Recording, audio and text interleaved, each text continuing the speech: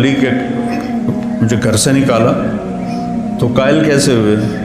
جب میں رائے گنج سے آتا تو ان کو جسمانی خدمت کرتا تھا، حالانکہ نوکر ہوتے تھے، دبانے والے، تیل لگانے والے، سارے کام کرنے والے، لیکن جب وہ رات کو لیٹتے تو میں نوکروں کو بھگا دیتا اور میں اکیلا ان کو دباتا تھا، پر ان کے سر میں تیل لگاتا تھا۔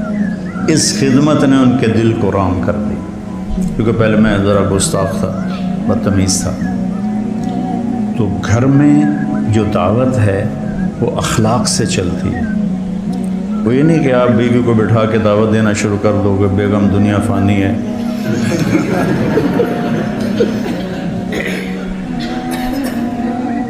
تو گھر میں جو آپ کا سکہ جمے گا جھک جانے سے جمے گا۔ ماں باپ کے لیے چائے بناؤ، کپڑے دھو، ان کو دباؤ، ان کے سر میں تیل لگاؤ،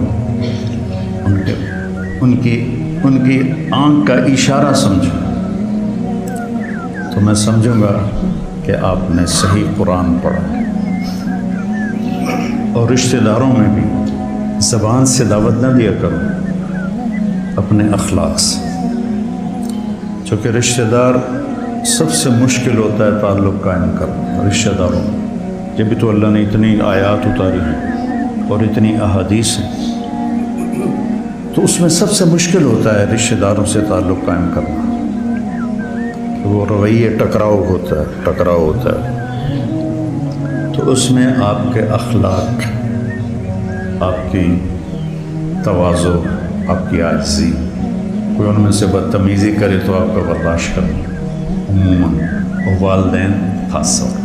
لیکن اس میں ایک بات کی احتیاط رکھنی ہے کہ کل کو اللہ آپ کی شادی کروائے تو شادی بیوی کے معاملے میں احتیاط کرنی ہے۔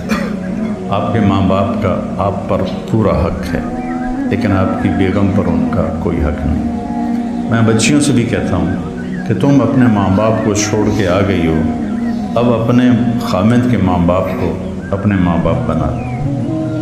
اور خامد کے ماں باپ سے کہتا ہوں کہ تم نے اپنی بیٹیوں کی شادیاں کر کے روانہ کر دیا اور تمہاری حویلی خالی ہو گئی بیٹیوں سے، تو تم ایسا کرو کہ یہ جو بہو آئی ہے اس کو اپنی بیٹی بنا دو۔ جب اس کو بہو کی نظر سے دیکھتی ہو تو پھر تمہارے اندر حسد پیدا ہوتا ہے، غصہ پیدا ہوتا ہے۔ اسے بیٹی کی نظر سے دیکھو، یہاں تمہاری جگہ، اس بہو کی جگہ تمہاری بیٹی بیٹھی ہوتی تو تمہاری نظروں میں کیا پیار ہوتا۔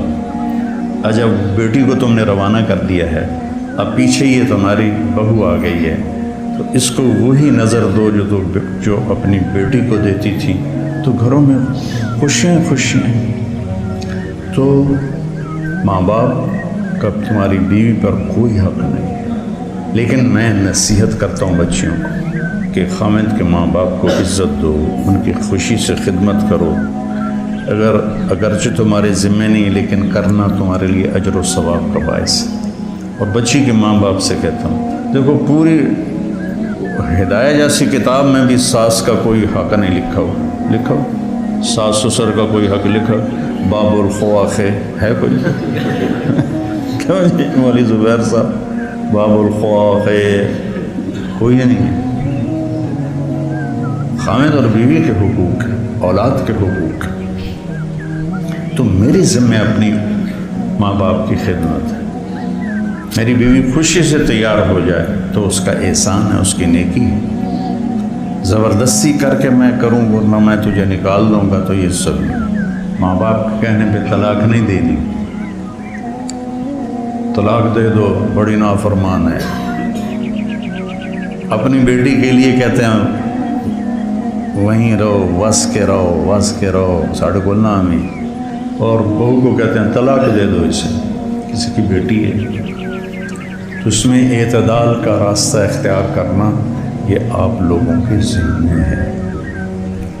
اور جب بھی بیوی کی تمہیں شکایت سننے کو ملے، پہلے تحقیق کرنا، پھر کوئی بات کرنا۔ عموماً شکایتیں غلط ہوتی ہیں۔